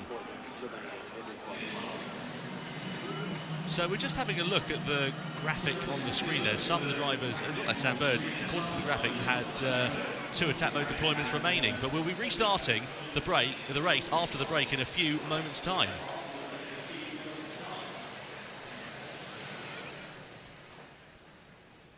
So then, inside the box of the Envision team, and you can see the drivers now beginning to line themselves up. So what's going to happen here is Marek Hanichevsky, the race director, is going to be calling them out all one by one, making sure that all the cars come out in the order in which they will line up on the grid. Yeah, Sam Bird, I think, could be in a little bit of a tricky situation to use both of his attack modes. So Marek Hanichevsky, their race director, just talking to the drivers. Unfortunately, a bit of a technical issue. We can't hear that in the commentary box, so I do apologise about that. But we will endeavour to keep you as updated as we can. There's a lot of factors going on in this commentary box right now, isn't there? We're trying to judge attack mode, who's got most energy remaining. So I think there was a graphical error a few moments ago, because Bird has actually still got 6 minutes of attack mode, not the full 8 minutes as the graphic suggested a few moments ago. So yeah, you can see those who've got 6 minutes, the likes of Bird and the other drivers, they're going to be really struggling, as we said, because they've got to do that as soon as they possibly can, and there's a very distinct possibility, given what the flat-out nature of this race is going to be, that they're going to have to lift off before the end of this one just to make the checkered flag and complete all of their attack modes. Well, it's 1 minute 30 a lap. They've got 3.5 laps. The math just doesn't add up. You're not going to be able to use your 6 minutes of allotted attack mode in that time frame. And if you don't use all of it, then you're going to get a sporting penalty. So it's going to be very interesting to see what those drivers do to try to manage that situation, and what they've discussed with their engineers to try and come up with some sort of solution to this difficult problem that they find themselves in. Pascal Wehrlein, though, sitting in the pound seat, 4 minutes of his attack mode, he should be able to manage that. Certainly shall. There is Sebastian Buemi ready to head out onto the track here then in the Envision. So we sit on board here with Pascal Wehrlein ready to go back into the race.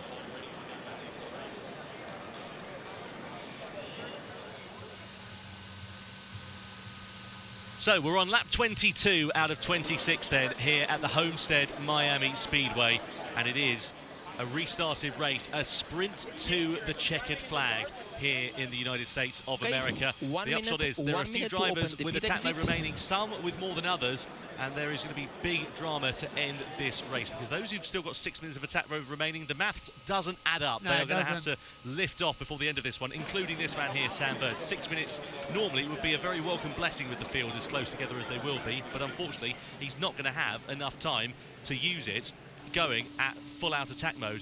If you're Antonio Felix da Costa here, James, you've got to go flat out, haven't you? You've got no other choice. No, he's in a great position, Antonio. Obviously, he saved a lot of energy early on. He's driven a almost faultless race so far. He just lost out on his 5 minutes of attack mode, but he's got energy in the pocket, and he's ready to go and try and win this race. So all the cars now lined up in pit lane. How do you manage to get yourself back in the zone after an interruption like that here, Billy? Because it's one thing, Safety you know, cars getting out. all the adrenaline going. It is getting ready to go, and now, finally, the race can restart behind the safety car.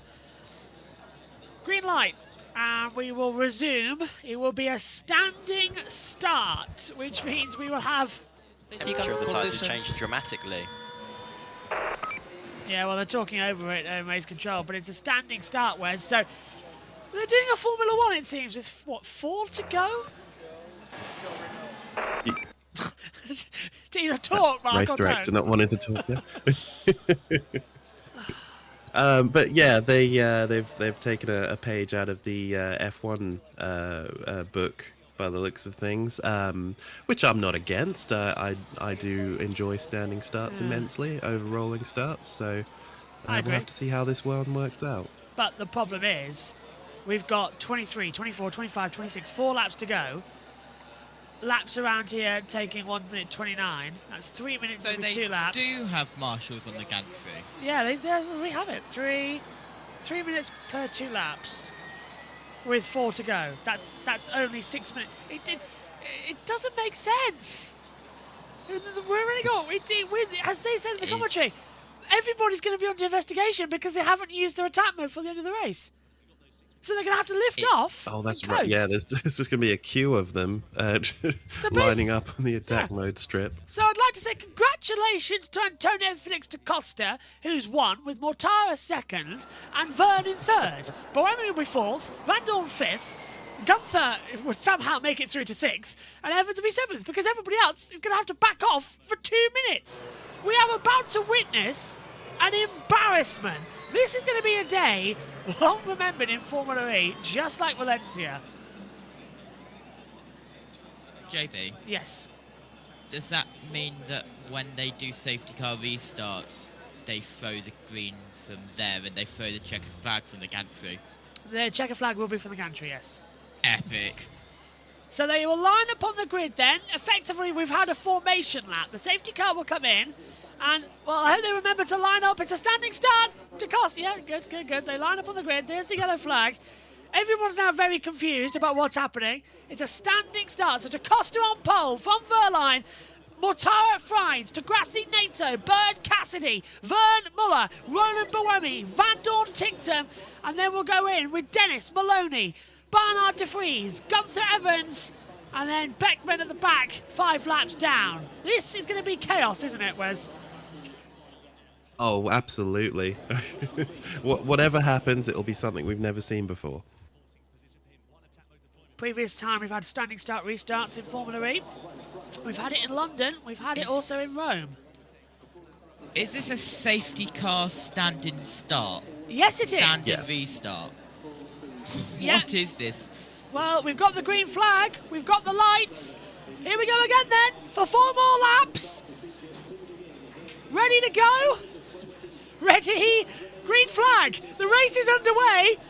And the lights have crashed. The lights have crashed. Oh, no. Underway. Right, they're working now. 4, 5. Lights out. We're racing again here in Miami, and it's a good good start from Da Costa. Verline's coming around the outside. Mortara launches on the inside line. Mortara takes second place. They all get through cleaner this time. It's a much more energetic start than an hour ago. Into turn 3 we come. We're seeing already on board with Sam Bird. Looking to the inside of Lucas de Grassi with Norman Nato just ahead. Bird taps the back of de Grassi. It comes to the inside of Nato. Into attack mode. Goes half the field. This is ridiculous. And did they all make it through? That's the question. I don't think they did.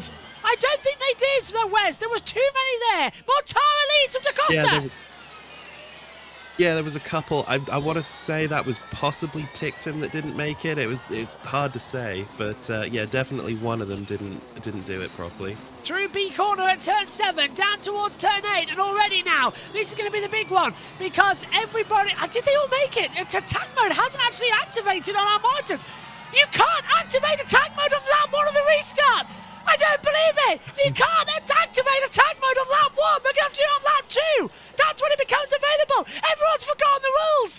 I've just realised the same thing! That's why it hasn't worked! Because you can't activate it lap 1 of a start procedure, whether it's a standing restart or not! Unbelievable! High drama! The entire field could be disqualified here because they haven't used all of the attack mode! Da Costa leads it! Look, Verline's knows it! Come on!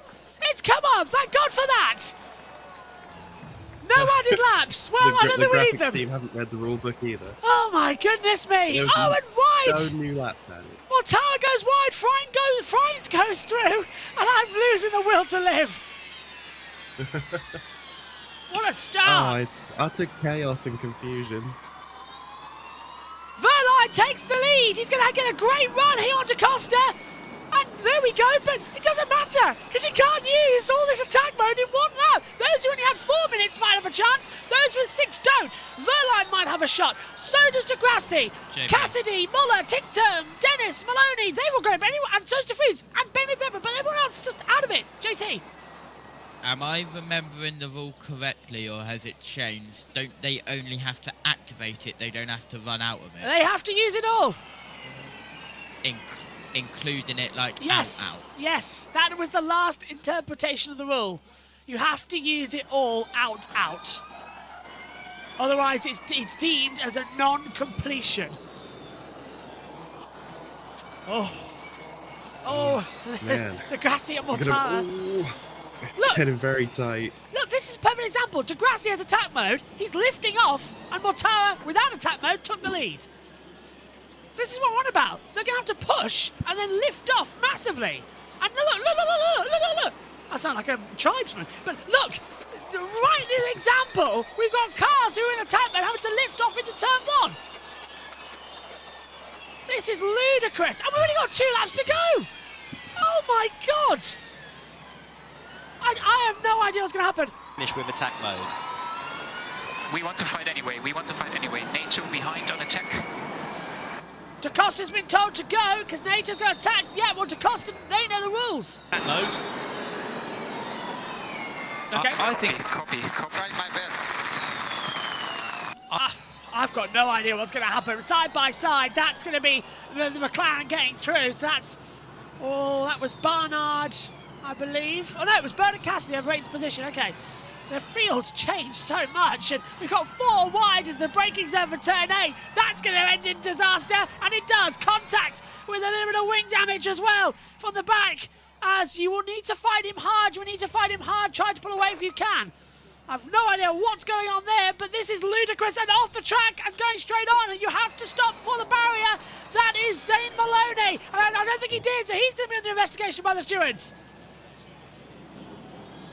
Yeah, he definitely went straight on. Didn't come to a complete stop at the chicane there. I think Verline's got this one. I think he's done another fastest lap of the race on the final lap. This is it then, but let's not forget, everyone, they're going to have to lift off. They're going to have to. 1:25.821. This is going to be a very weird end. Are they just going to argue it later and say the red flag was force majeure? Because Verline is slowing that first sector at 29.5. NATO, who doesn't have it, is at 28.6. They are lifting off, trying to get this to go on the energy. This is going to be fought in the courts. This is going to be a very bad taste. You've got to run out of attack mode, and Verline is lifting, and NATO is pushing, and this is just ludicrous. This is not excitement. This is stupidity in the heart of a territory we need to win over. NATO's going to have a go. Bird's going through onto Grassy as well. They're playing the tension music, but it's all wiped out. NATO's going to have it round the outside to the chicane. Verline's gone defensive, but there's no point. This is going to be provisional at best as they come through, Wes. Yes. How are they going to run the podium ceremony? No one's going to know who's going to win. This is win. Don't do anything silly. They will get penalty. They have too much attack mode remaining. Yeah, they're going to get a penalty. Verline's just been told don't do anything stupid because it's all weird. Over the line. Verline's having to lift off, but then there goes NATO at the line, and NATO crosses first. It's 3 wide at the line. NATO wins. What? Norman, NATO wins in Miami. Verline second, Friends was third. They were separated by 2 tenths. Roland, Bird, Degrassi, DaCosta, Barnard, Muller, Mortara the top 10. But I have no idea if that result stands. Nissan aren't celebrating because they don't know if it stands. Nobody knows what's happened. We've embarrassed ourselves in front of the Americans. The crowd were on their feet. I'm not sure they knew what to make of it there. Don't tell I hope they enjoyed themselves. What? And Maloney's under investigation for not following race director's instructions. I don't know. Yeah, Maloney, that's a slam dunk penalty. Yeah. I think he didn't come to a complete stop after running through the chicane. Yeah. But who won? Wow, look at that! How exciting! And we don't even know who won! We don't know who won. What the hell? So Verline lifts off at the line, goes down low to defend, NATO goes through, and there comes Friends! Oh. That was so close on the line. Under normal circumstances, that would have been such a fun end to the race, but... Let's listen to NATO. It's mired. Really unlucky, to be honest. Just like, we had 6 minutes left, red flag at the worst moment for us, so... Yeah, that's a bit... my beginning of the season, to be honest, like we're fast, but so far, yeah, nothing comes our way, so yeah, plenty of positive today, but yeah, this one is a bit difficult to swallow, of course. Well, Norman, that was a really unlucky result in the end there, considering you think the penalty is coming your way, but congratulations on a strong weekend. You bounced back, you got those points of pole position, so you won't come away empty-handed, that's for sure. Congratulations again. Yeah, thank you very much. Thanks. Who the hell won this race, anyway? Who's won it? Who won it? Who came second? Who's third? No one knows.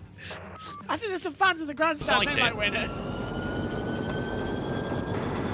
Don't worry, mate. Don't worry. So that's P2 on the road. They have 30 seconds remaining attack mode. They will get penalty. Good job, mate. Good job, mate. They are already under investigation. Fantastic job. Fantastic job. Verline's engineer seems to think that they've won.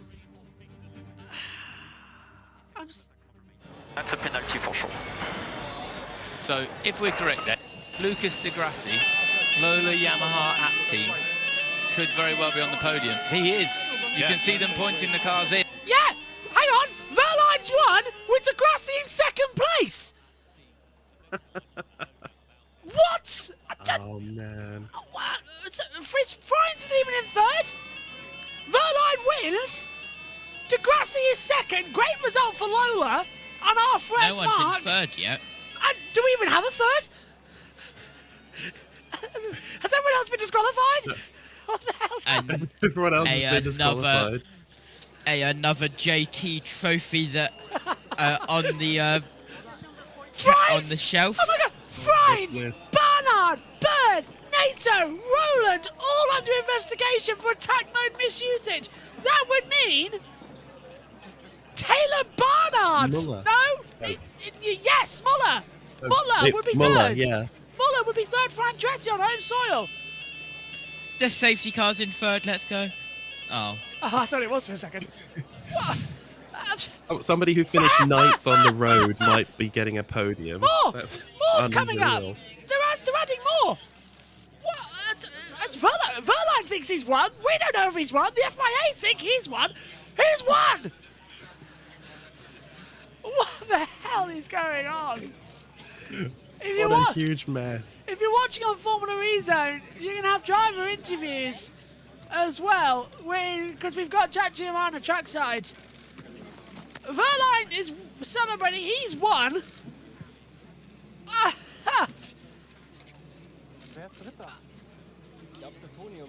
They don't even know they've won. What? Look! They seem sure. They can only be at most like That's Nissan. 70% sure, perhaps, if that. That's the Nissan garage. They can't believe what they've seen. The Windows 11 screen is blue, and it may as well be the blue screen of death. So, Friends Barnard, Bird, NATO, Roland. Well, would that put DaCosta on the podium? He's 7th. So would that I put... can only imagine what the conversations up in the stands must be right now. Oh, it's a 10-second time penalty for Friends, Barnard, Bird, NATO, and Roland. Now, what does that do to the results? Is it going to fix it for us? Oh no, a 10-second time penalty for Esteban Ocon as well. Saw that one going. So, what All right, he's in the wall. Yeah, he is. Yeah, that's starting the race in the pit lane. Does anyone actually know what the result is? Because there it is. Verline wins with DeGrassi second. It's DaCosta. And DaCosta takes third. So he was the one we were missing. Muller's fourth, Mortara fifth, NATO will finish in sixth, with Tictum seventh, Friends eighth, Dennis ninth, and Maloney taking out the top 10. Excellent flag waving there, my friend. You screwed that one up, but then again, everything on it screwed up the race. Why didn't we have a NASCAR-style checkered flag wave? This is Formula E, JT. They have given up even attempting in America. Oh, the crowd seem to be reasonably happy with that finish. I just hope they realise. I'm sure they don't. They don't understand the context of it all, I expect, but at least they're happy. Both Lolas finished in the points. DeGrassi second and Maloney in 10th. Double points for the first time for the team in their first podium. Our friend and colleague Mark Piston will be very happy with that one. Let's hear from Verline, our race winner apparently. Pascal Wehrlein, what a crazy race. You must be delighted to take your first victory of the season. That's an understatement. Yeah, I am. Super chaotic race. That's an understatement. I don't know what to say, because at one point I thought the race was done when David and me touched in the chicane. When he went off there, felt like my steering was a bit bent afterwards, and I thought actually the race is over, but then I did 2 corners and the car felt kind of okay. Yeah, progress to the front. Obviously, in the end, a bit lucky with the safety car, to be honest. But I think we have had enough bad luck, so we can also be lucky for once. And yeah, great job by everyone. Yeah, for bringing home this result. Well, third across the line, but it's ultimately the win. What was going through your head trying to manage everything in those final 4 laps? Well, I knew that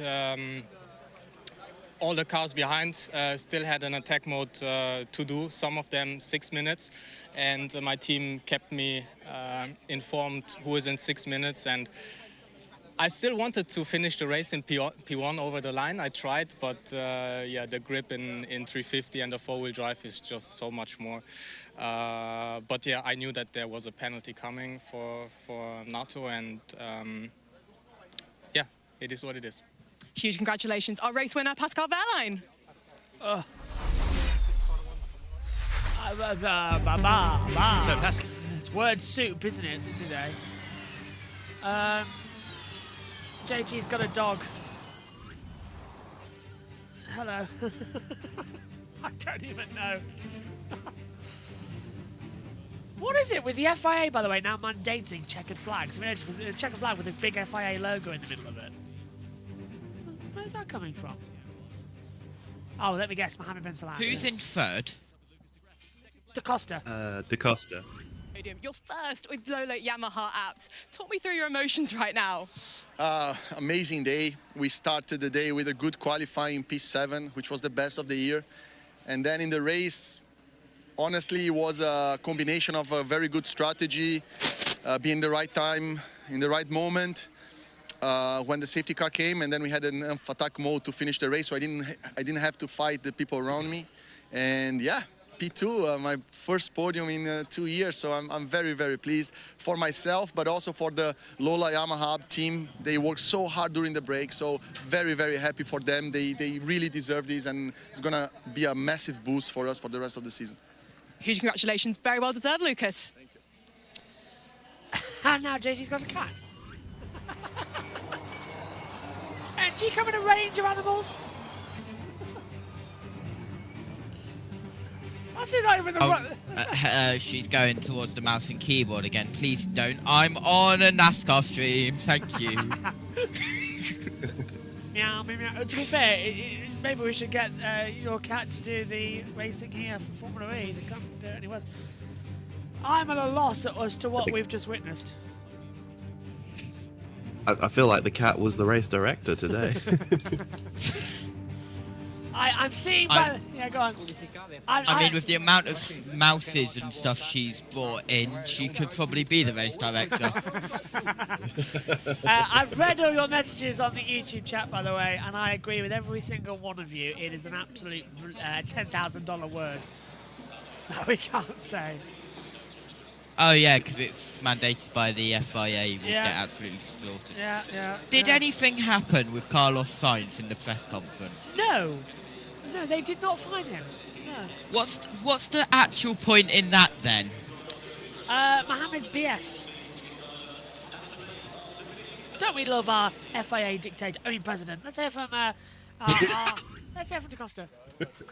Antonio Felix Da Costa, an absolutely crazy race, but still coming away with a podium. Talk me through your emotions right now. Right now I'm just angry, but it's the rules are the rules. You're third! And we got done today by being too good, because we were that good on energy that I could split my attacks in the aggressive way to have the 6 minutes at the end to go away and win the race. And we did. When we did that, already had a 2 or 3 second gap, and the safety car came out, and the others had attack modes left to take. So yeah, it hurts. You go to the factory for 2 or 3 days in the sim. You fly all the way here. We did the perfect race today. We executed a perfect day, and then you lose a win like that. But I mean, it's still P3. I'm happy for the team, but yeah, this one is painful. Thank you, Antonio. We'll let you get to the podium. Yeah, I feel for them there, to be fair, guys. It's almost not worth your time anymore, is it? Yeah. We've got 21 minutes. It's so difficult to know what to say about this race, but yeah, I don't think there was ever a version of events that had Da Costa coming out on top. No, there wasn't. JT, what? I just listened into the NASCAR, and the only thing I heard was nice and slow. Oh dear. American adverts are something else, and when you zone out of them because you're listening to Wes talk and then go back to them. Yeah. Oh, you should hear the local radio ads. They're even worse. I want to sell you a car. We buy any car.com.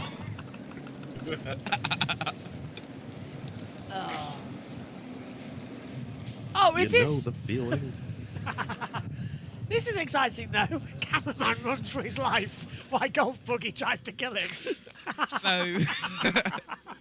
Do you remember in the Vegas F1 race when they got the drivers there by a limo? This is not quite the same thing. This is Miami Vice. Yeah, I was literally about to say. So Formula One can buy millions and millions of pounds of multiple limos, and well, here we are. Got a Golf Buggy. To be fair, me and JT nearly got one over by one of those Golf Buggies in Brands Hatch. So. That was a perfect scene of them going down the golf buggy to add the making my way downtown. Yeah. I mean, it's also, they could have just walked. It was probably quicker to walk down the start and finish straight. But we can't let the grand supreme little darlings. You don't want sweaty drivers though, JB. Sweaty? Because They've just coasted around just for an hour and 20. Just don't get Daniel Ricciardo involved in that. And George Russell has dropped to grid place for a pit lane infringement. Oh, is that because they left before they were supposed to? Yes, I think Antonelli would have got that as well, wouldn't so that's 3rd and 5th for them. Well, it wasn't a fine and it wasn't a disqualification. I think you and Jess will have to call it even.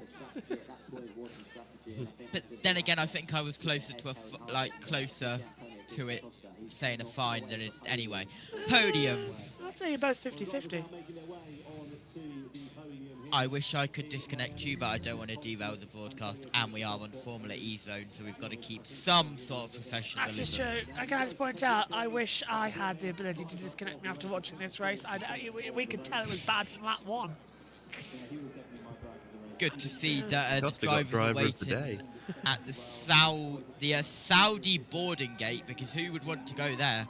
Sorry, has Degrassi won this race? I've just realised he was sat in the front seat. He's got the Brazilian flag on. Has he won the race?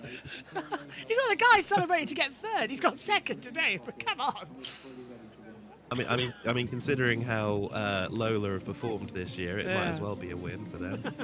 And Petrucci was celebrating like he had won the race did he? Okay. in World Superbikes, but he was 3rd. Oh, it's been a long day and it's nearly over for me. What's next? NASCAR. IMSA's going to start soon as well. I just realised that. That's right. I haven't set up IMSA at all, by the way. You just got to change the background of the logo. We checked, didn't we? Everything was signed. And I apologise to everyone watching NASCAR that the background is Darlington, and the background is Darlington, because someone else in this commentary box forgot to send me the Bristol one. Sorry. Well, I didn't expect anybody to need it because the track camera's supposed to be there. The track camera's not working. Do you think Matthew Owens will hate me if I dip from Xfinity?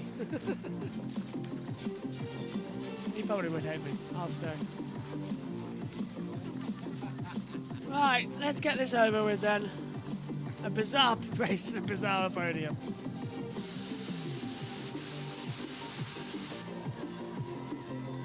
I literally do not know what to make of it.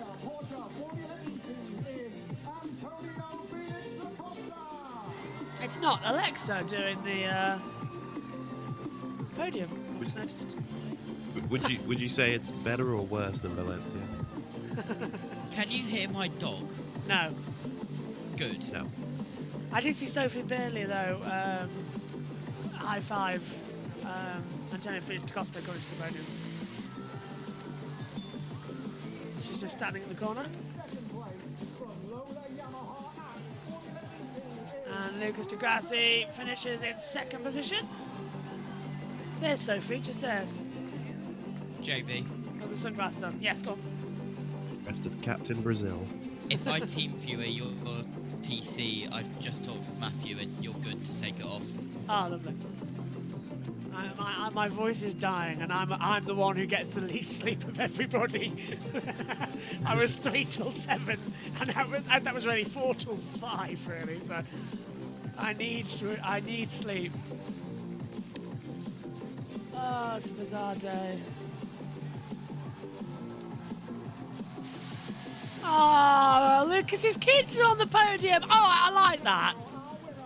That's cute. The only good thing that's happened about this race. It ended.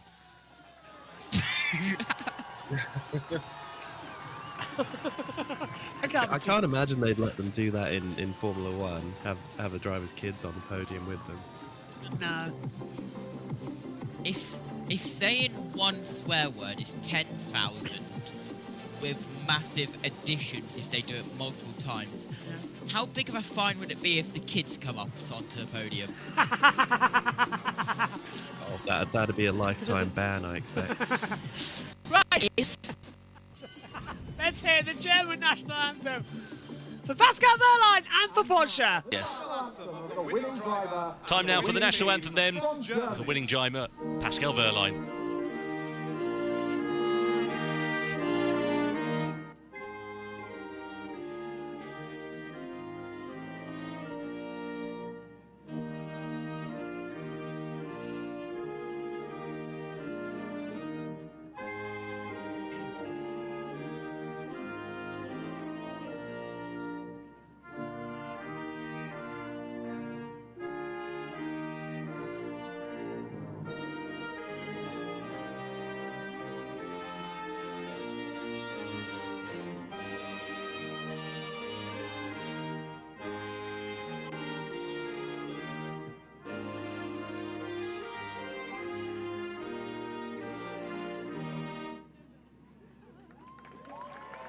Same national anthem for both driver and team, with Porsche taking the victory as well.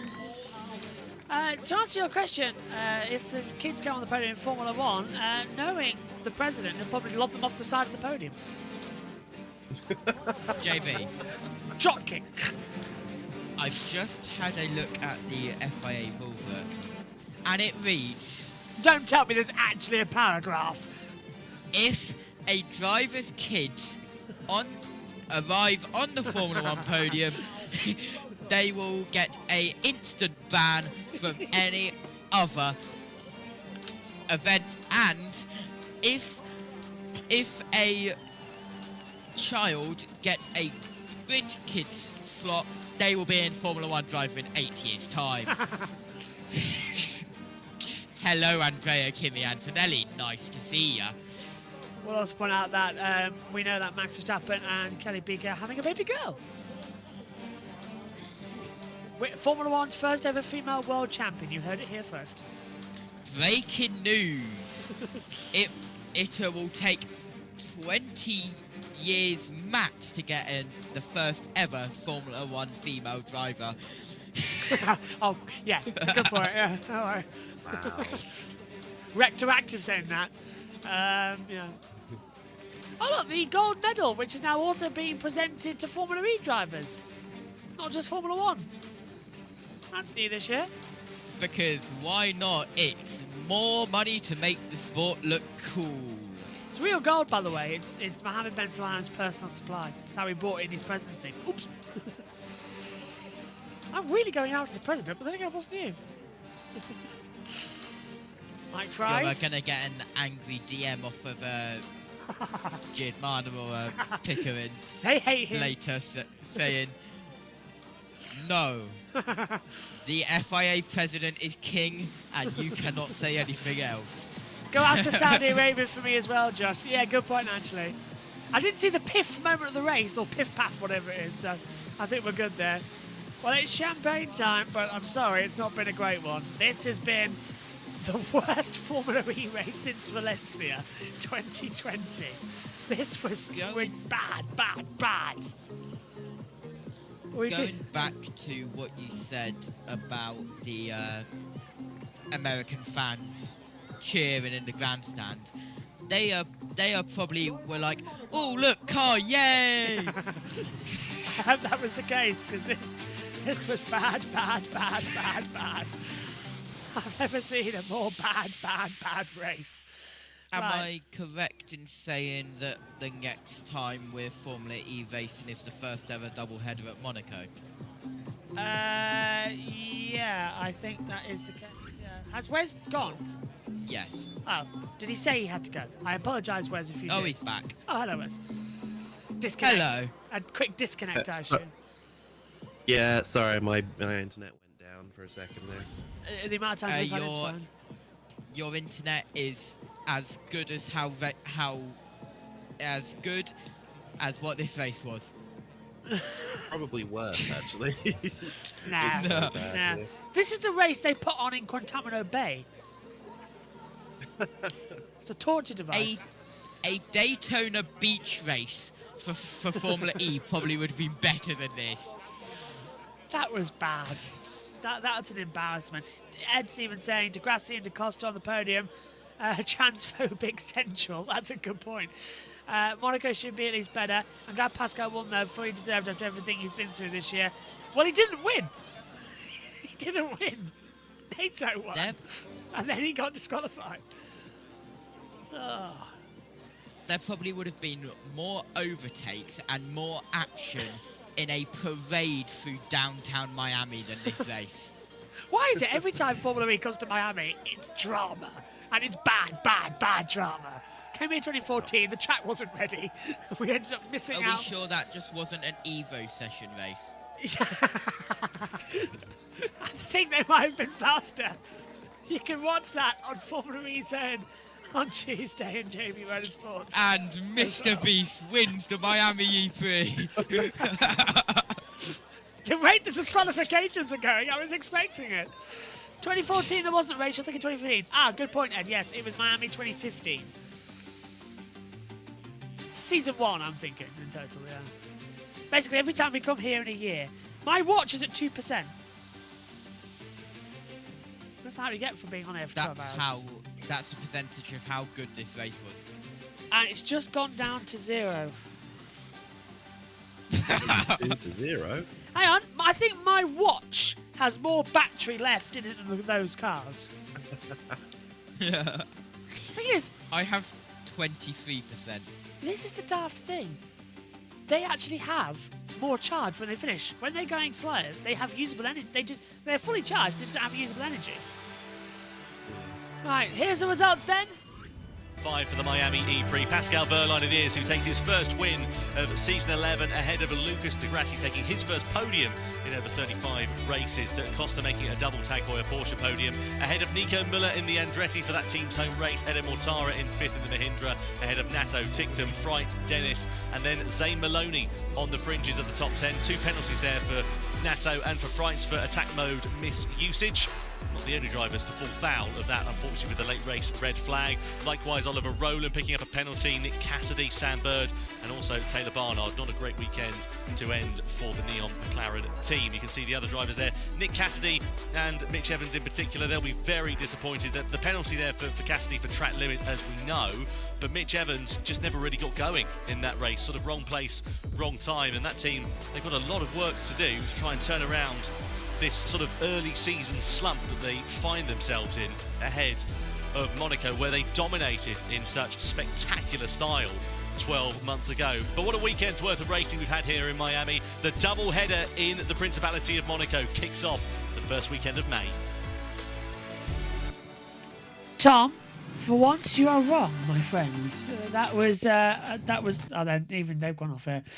And I would say, let's gear up for the press conference. But so far, we haven't even got that for the press conference situation. It's not even come up yet. Which is, I don't want to say ambitious, but it's not the greatest when we're trying to go on and there's nothing there to go on for. So we'll try and hold the pace. Right, let's go through. Wes, what did you make of that one? It was something. It certainly resembled a race from like a very great distance. I'm just glad the crowd seemed to, I think, enjoy it. They were certainly on their feet at the end, and it looked to be a three-way battle for the lead in the end. Well done to Wehrlein. I can't say he didn't deserve to win this race today, but I hope that Formula E can do better in the future. Now we'll lower the gun from your head. Go outside. There's a nice friendly policeman, and he'll look after you. Don't worry. Okay, JT, what did you make of that one? Sorry, I just woke up and I had a dream about how this year's Miami EPrix has had so much promotion and so much big things that's been said about it, and then it was an absolute snooze fest. Oh wait, that wasn't a dream?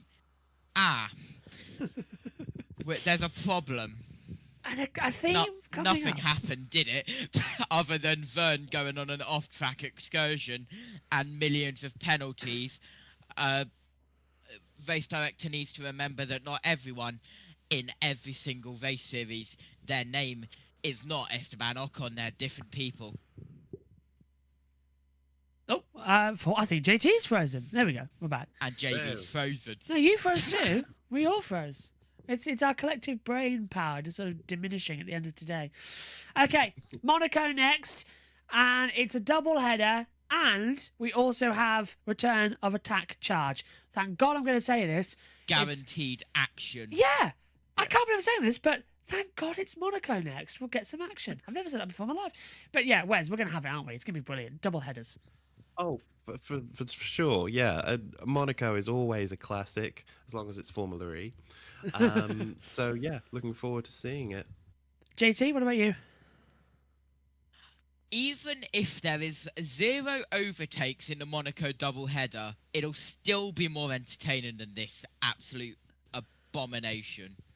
Okay, well, we're going to be about done here. If you want to see the press conferences from this weekend, our man Jack Giamano has been trackside. They're live now on the Formula E Zone YouTube channel as well, where we're streaming this race alongside us here.